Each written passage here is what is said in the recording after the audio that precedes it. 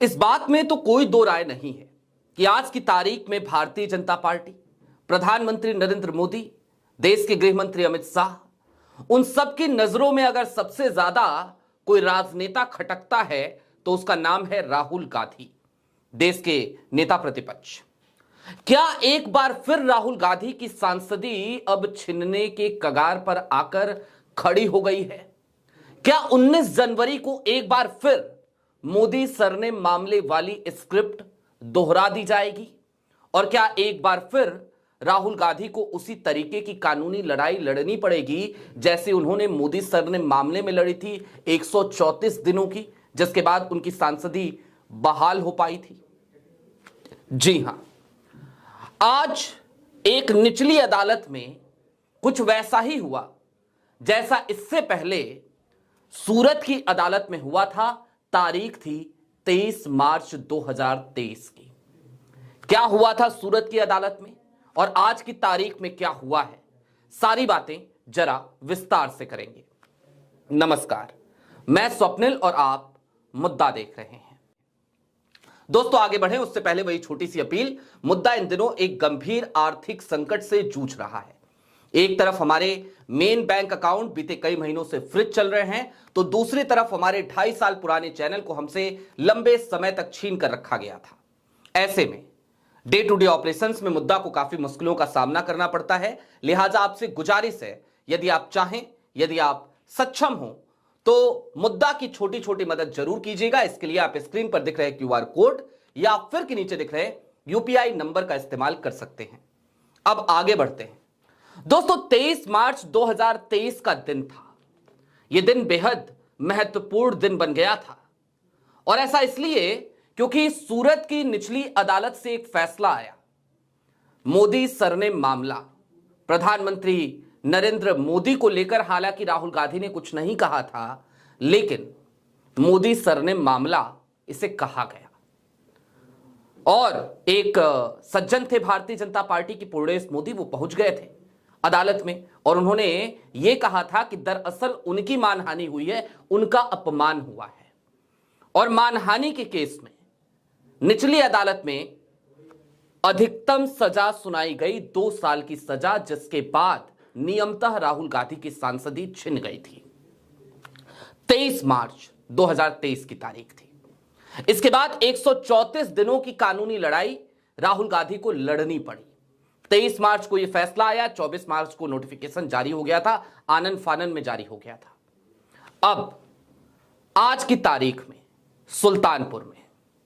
सुल्तानपुर की निचली अदालत में एक मामले की सुनवाई बीते लंबे समय से चल रही थी, और अब धारा 313 के तहत राहुल गांधी को नोटिस तलब किया जा चुका है। कहा गया है राहुल गांधी हाजिर हो। सबसे पहले आपकी स्क्रीन पर एक खबर है, इस खबर को देख लीजिए। सुल्तानपुर, राहुल गांधी की बढ़ी मुश्किलें, 19 जनवरी को कोर्ट में पेशी के आदेश। और यह पेशी का आदेश क्यों दिया गया राहुल गांधी को? दरअसल जो वादी पक्ष है, यानी कि जो दूसरी तरफ के लोग हैं, उनकी तरफ से आज यह कह दिया गया कि अब कोई और गवाह हमें नहीं पेश करना है। यह मामला क्या है, सबसे पहले यह जान लीजिए। 2019 का बयान था राहुल गांधी का, मोदी सरनेम मामला। यह मामला उससे भी ज्यादा पुराना है। 2018 में राहुल गांधी ने तात्कालीन भारतीय जनता पार्टी के अध्यक्ष यानी कि अमित शाह साहब को लेकर के एक टिप्पणी करी थी, और उस टिप्पणी के बाद भावनाएं जैसे आहत होती है, राहुल कुछ भी बोलते तो लोगों की भावनाएं आहत हो जाती हैं, तो ऐसे ही भारतीय जनता पार्टी के एक नेता हैं, उनकी भावनाएं आहत हो गई। क्या टिप्पणी करी थी? उन्होंने कहा था कि भाई इस तरीके के आरोपियों को भारतीय जनता पार्टी अपना राष्ट्रीय अध्यक्ष बना सकती है, जिनके ऊपर हत्या तक का आरोप हो, लेकिन कांग्रेस में ऐसा कभी नहीं हो सकता। यह बयान था राहुल गांधी का। उन्होंने अमित शाह के उस कैरेक्टर पर सवाल उठाया था, उन केसेस की तरफ उनका इशारा था जिन केसेस का सामना अमित शाह ने अपनी जिंदगी में किया है। इसको लेकर भावनाएं आहत हुई। सुल्तानपुर की अदालत में मामला पहुंचा। तब से लेकर अब तक लगातार इस मामले में सुनवाई चल ही रही है, लेकिन आज की तारीख में यह मामला अब अपने अंजाम की तरफ पहुंचता हुआ नजर आ रहा है। क्या हुआ है आज अदालत में? दरअसल मानहानि का यह पुराना मामला है। सुल्तानपुर की एमपी एमएलए कोर्ट ने केंद्रीय गृह मंत्री अमित शाह पर की गई आपत्तिजनक टिप्पणी के मामले में राहुल गांधी को 19 जनवरी को व्यक्तिगत रूप से अदालत में पेश होने का कड़ा आदेश दिया है। और यह आदेश धारा 313 के तहत दिया गया है। धारा 313 के तहत अब राहुल गांधी को पेश होकर जवाब देना होगा व्यक्तिगत तौर पर। मंगलवार को विशेष न्यायाधीश शुभम वर्मा की अदालत में करीब 40 मिनट तक सुनवाई के बाद यह फैसला आया। कोर्ट ने स्पष्ट किया कि अब यह मामला धारा 313 के चरण में पहुंच गया है। इस प्रक्रिया के तहत आरोपी को उसके खिलाफ आए साक्ष्यों और गवाहों के बयानों पर अपनी सफाई देने का अंतिम अवसर दिया जाता है। इसके लिए राहुल गांधी को खुद कोर्ट में मौजूद रहना होगा। और यह मामला कब का है, जरा इसको भी विस्तार से आपको बता दें। 6 साल पुराना है। जैसा मैंने आपको बताया, 8 मई 2018 को कर्नाटक विधानसभा चुनाव के दौरान बेंगलुरु में एक प्रेस कॉन्फ्रेंस की थी राहुल गांधी ने। और वहां पत्रकारों को संबोधित करते हुए राहुल ने कहा था कि जो मैंने आपको बताया, जो वक्तव्य मैंने अभी आपसे साझा किया, वो वक्तव्य उन्होंने वहां पे दिया था। राहुल गांधी ने अमित शाह के खिलाफ विवादित और आपत्तिजनक टिप्पणी की थी। इस बयान से आहत होकर सुल्तानपुर के भाजपा नेता और पूर्व सहकारी बैंक अध्यक्ष विजय मिश्र ने 4 अगस्त 2018 को मानहानि का केस दर्ज कराया था। और अब सबकी नजर निश्चित तौर पर 19 जनवरी 2026 की तारीख पर टिकी हुई है। अब हम क्यों कह रहे हैं कि राहुल गांधी की सांसदी एक बार फिर से छिनने की कगार पे है? इसके लिए आपको मोदी सर ने मामले की तरफ चलना पड़ेगा और जरा उसको सरसरी निगाह से देखना पड़ेगा कि उस मामले में आखिरकार क्या क्या हुआ। जाहिर सी बात है, 23 मार्च 2023 का वही दिन था जब राहुल को वहां बुलाया गया था। राहुल ने अपनी बात रखी थी और उसके तुरंत बाद एक फैसला आनन फानन में सुना दिया गया। और उस फैसले में सीधे तौर पे राहुल गांधी को दोषी मानते हुए अदालत ने कहा कि हम आपको 2 साल की सजा सुनाते हैं, यानी कि मानहानि मामले में अधिकतम सजा जो सुनाई जा सकती है 2 साल। आपराधिक मानहानि मामला था और 2 साल की सजा सुनाए जाने के बाद राहुल गांधी की सांसदी छिन गई थी, आपको पता है। उस मामले में क्या क्या हुआ था? जाहिर सी बात है, सबसे पहले 23 मार्च 2023 को अदालत से यह फैसला आया। 24 मार्च 2023 को राहुल गांधी की सदस्यता चली गई। 20 अप्रैल राहुल गांधी को सेशन कोर्ट से फिर झटका लग गया। राहुल गांधी जैसे ही यह मामला आया और उनको वहां पे निचली अदालत से जमानत हालांकि मिल गई थी, उसके बाद उन्होंने सेशन कोर्ट का दरवाजा खटखटाया। लेकिन 20 अप्रैल को वहां से भी उन्हें झटका लगा, वहां पे भी उनकी याचिका खारिज कर दी गई। फिर 25 अप्रैल की तारीख आई, राहुल गांधी ने गुजरात हाई कोर्ट का दरवाजा खटखटाया, वहां पे भी राहुल को राहत नहीं मिली। फिर 7 जुलाई 2023 की तारीख आई, हाई कोर्ट से याचिका खारिज कर दी गई। 15 जुलाई 2023 की तारीख, राहुल गांधी फिर सुप्रीम कोर्ट पहुंचे और उसके बाद 4 अगस्त 2023 को राहुल गांधी को राहत मिलती है।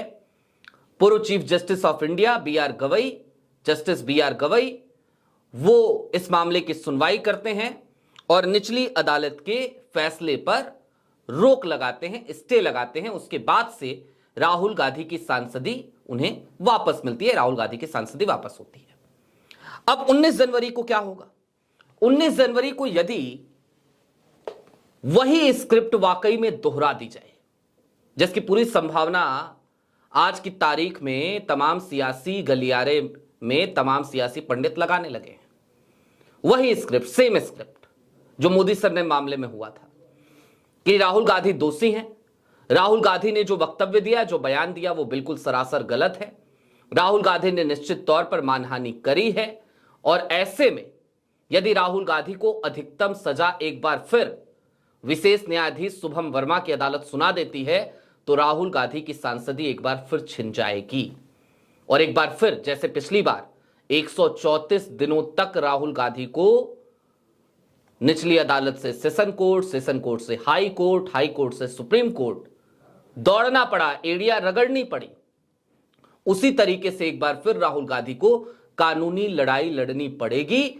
और उस समय का सुप्रीम कोर्ट थोड़ा बहुत तो था, मैं न्यायिक प्रक्रिया पे बहुत ज्यादा सवाल नहीं उठाना चाहता, लेकिन आज की तारीख में सुप्रीम कोर्ट के कई फैसले ऐसे आने लगे हैं जिनको देखने के बाद कई बार माथा पीटने का तो मन करता है।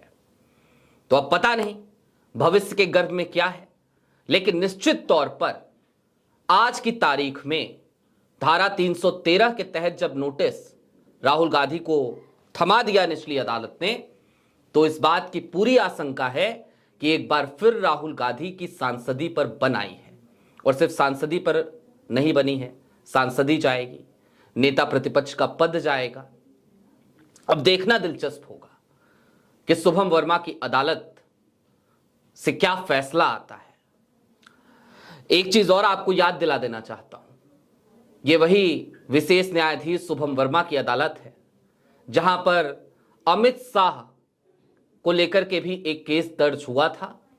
एक राम खिलावन है, उन्होंने जाकर के केस दर्ज किया था। मामला था अमित शाह ने बाबा साहेब भीमराव अंबेडकर का अपमान किया। डेट पे डेट मिलती रही, राम खिलावन बार बार अपने बयान वहां जाकर के दर्ज भी कराते रहे। फिर एक दिन अचानक से खबर आई थी कि राम खिलावन ने एक याचिका लगा दी है और अपना केस वापस ले लिया है।